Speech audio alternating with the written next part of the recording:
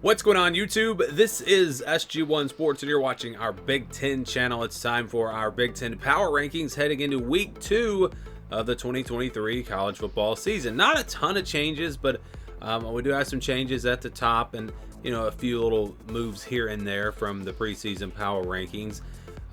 Let's get right to it. We'll start with number 14, and that's Northwestern. Just a terrible performance. This team looks like they may be one of the worst teams. They probably are the worst Power 5 team at this point. I think they were either a 1.5 point favorite or 1.5 underdog against UNLV coming up this week. So that tells you a lot right there. Really, they were shut out against Rutgers. Had that late touchdown, which did give them some points. But overall, just this is a bad team, and they're at the bottom. Number 13 is Purdue. Purdue losing to Fresno State. They've got some work to do. I actually thought their defense would be a little bit better. They didn't play well there. The offense was inconsistent. Really couldn't get the plays when they needed them late in the game. I think they had 2 drives with opportunities to score late in the game, and they couldn't. So just a team that's got a ways to go. I wasn't expecting much from Purdue this year, and that's really what we got in Week 1. Number 12, Indiana. The defense played pretty well against Ohio State. Was it Ohio State struggling, or was it Indiana's defense? It's hard to say right now. Their offense didn't do much. This is not going to be a good offense. They've got to figure out their quarterback situation, and overall, this is not going to be a good team either. I did like the way the defense played, like I said, but offense, a long ways to go there. Number 11 is Rutgers. Their defense played really well also, but it was against Northwestern, so I don't want to read too much into that. Put up 24 points, so it was a win for them. It was, an impressive win considering the fact that they won the way that they did, 24-7. So yeah, Rutgers right there at number 11. I got to see them play a team that's a little better than Rutgers, or a little better than Northwestern before I raise them much higher than 11. Number 10, Nebraska. I was impressed with them at times against Minnesota. Defense played really well. Jeff Sims, if you take out the interceptions, played pretty well, but some timely interceptions. They had the one in the end zone where they could have gotten points, of course, there on their last drive, giving the ball back to Minnesota to kick the game winner. So, that's just something you got to clean up. They had the fumble. I said it the other day, this team, it's almost like they're cursed. They just keep finding ways to lose close games.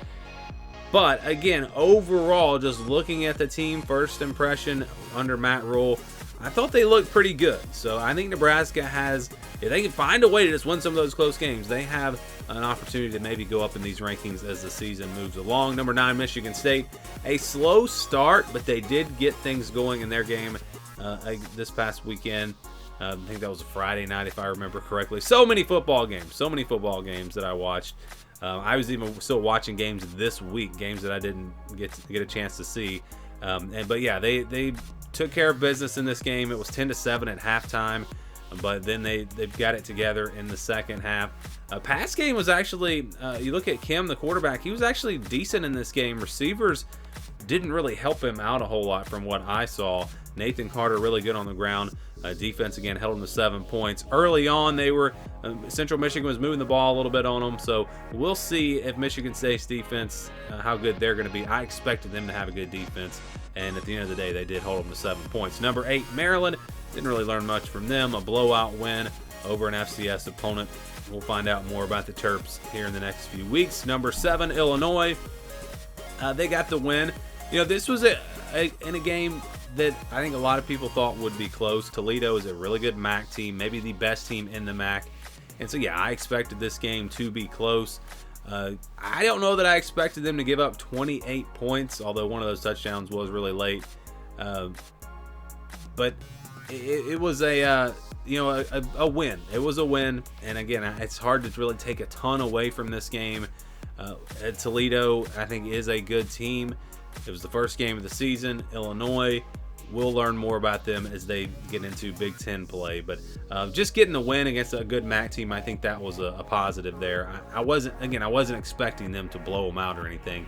And the way they play, this is not an Illinois team that's going to be super explosive and score a ton of points. So they're not going to blow teams out anyways. But again, a little bit concerning that they let Toledo hang around that long. and they did give up the 28 points. Number 6, Iowa. Defense looked great like we expected. Offense, not much better. I mean, there was some improvements there, I guess. But again, it's the same story. This is the same Iowa type team. You know, it's just the same type team that we have seen the last couple of years. Defense is really good. Offense, not great. We'll see if they improve as the season moves along. Number 5, Minnesota. Was definitely impressed with their defense and some key timely plays, like I said, that they had against Nebraska. But the offense, they've got some work to do. And now, is that Nebraska's defense, or is Minnesota's offense going to struggle? Really inconsistent in this game from them. Receivers maybe didn't catch the ball as they should have. Kaliak Manis not on target at times. The run game did not perform as well as I thought that it would. So they got the win, and that's why I've still got them ranked up here in the top 5. But again, these rankings probably aren't great when you have Minnesota and Nebraska this far apart, and they played just a really close game. The problem is we don't know much about these Big Ten teams. Most of them have not played a quality opponent. So it's hard to really move the rankings around at this point. I think we'll have a better opportunity to do that in the next couple of weeks. Number 4, Wisconsin, another team that started off kind of slow. That was the story with a lot of teams, not just in the Big Ten, but across college football. And that was the story with Wisconsin. Tanner Mordecai threw a couple of interceptions. He didn't look great. Receivers didn't look great. The running backs were great, running the football and catching the ball out of the backfield. I noticed they threw to the running backs a lot.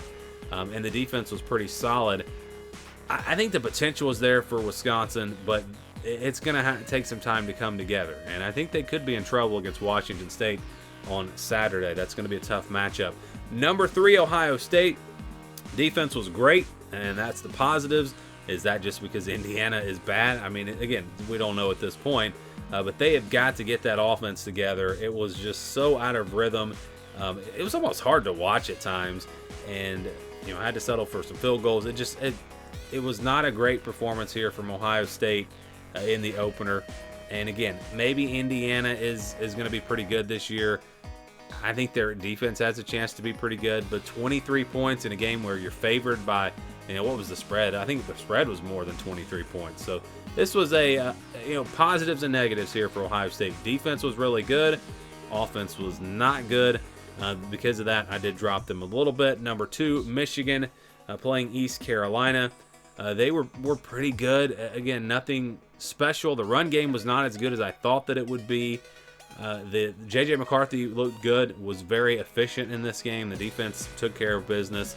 But again, we just cannot learn a whole lot from one game when you're playing teams like this. So we'll see what happens when these teams start actually playing each other. But number 1 is Penn State. I was impressed with their performance. I thought it was one of the best performances in all of college football in week 1. West Virginia is not a great team, but they are a Power 5 team, and I think they're a decent team. They've got a really good offensive line, good running game, and Penn State was able to, I wouldn't say they dominated the West Virginia run game. West Virginia did run the ball some on them, but I think they did a pretty good job there on defense. But it was really all about Drew Aller. The passing game looked really, really good. The run game we knew was going to be great. And just based off of what I saw in week 1, this looked like the best team in the Big Ten. That doesn't mean they're going to finish at the top, but just, again, at this point, power rankings, I think the Nittany Lions should be at number 1. Would love to get your thoughts on these power rankings. Let me know how you'd rank the teams, your thoughts, your comments down below.